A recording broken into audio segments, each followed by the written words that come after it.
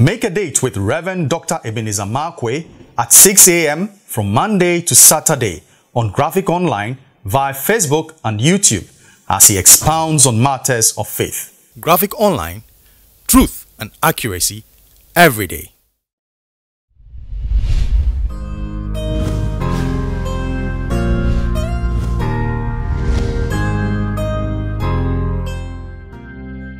This is Rev Dr Ebenezer Markwei of Living Streams International. We meet behind the trade fair, behind Zenith College, bringing you matters of faith with Graphic Online. This morning, I'd like to bring one of my bizarre topics again, and I'd like to target divine smiles and scowls of unity. Are you aware that anytime there is unity, heaven will respond? Anytime there is unity, heaven will respond. That's one of the things I found out.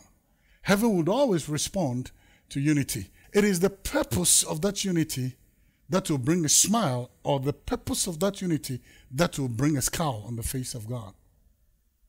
That is the purpose of that unity will bring a clap from God, or the purpose of that unity is going to raise the arm of God to smash something. And it all depends. So unity would always get a response from divinity. In Genesis chapter 11, if you remember, the Bible said when the people said, let us build for us a tower, a city whose tower reaches to the heavenlies, a place where we don't need God anymore. Let's throw away the idea of God. Listen, people think the rejection of God started from today. It started a long time ago. So the way they ended, if you reject God or you try to build something against the purposes of God, you would also come crashing down. But guess what? Your end will be like them. And here is the interesting thing. When they said, let us build, let us do something, the Bible said, and I always say it, God waited for a long while until he said, let us go down. And when God came down to investigate, oh boy, he said, let me confound their language. Let me confuse them. So they are built, they have spent their energies, they spend their resources, they spend time, treasures, and talents to build. And then God said, let us go down. And then God did literally, he brought the thing to a standstill by dividing their tongues and causing confusion. And they were speaking different languages. And that's, I hear, is the origination of different languages, including speaking in tongues, in the language of men, by the way. In Genesis chapter 11, God comes down to destroy. But in Acts chapter 2, guess what? In Acts chapter 2, the people gathered, and guess what? They were all speaking in a different language, albeit what they were saying was magnifying God and giving praise to God. And the Bible said, this time God brought a blessing.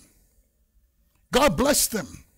God blessed the people who heard, even though they were speaking in different languages. But because they were all united one purpose, to bless the name of the Lord, praising God and giving thanks to God, even though they were speaking in different languages, it was a blessing. So heaven would always respond to unity. And that is why the Bible said, behold, how good and pleasant it is when brethren dwell together in unity, when brothers, same blood, not same blood necessarily, but people who are united for a godly purpose. When they come together, there the Lord commands a blessing. That is why God pours out a blessing. But if there is unity, if we unite, you get it to be an obstruction to God or to be a problem to God, it will fail. It will fail. So as for heaven, heaven would always respond to unity with either a smile or a scowl. And heaven is going to say, I don't like this. Or heaven will say, man, I like that. Send them a blessing, or send them a curse, or send them confusion, or send them more power, more energy. It is better for us to unite for the purposes of God, or to unite against the purposes of God. Because this is what God does. Heaven will by all means respond. Whatever we do, with time, heaven will respond. And heaven can respond with either a blessing or a blasting.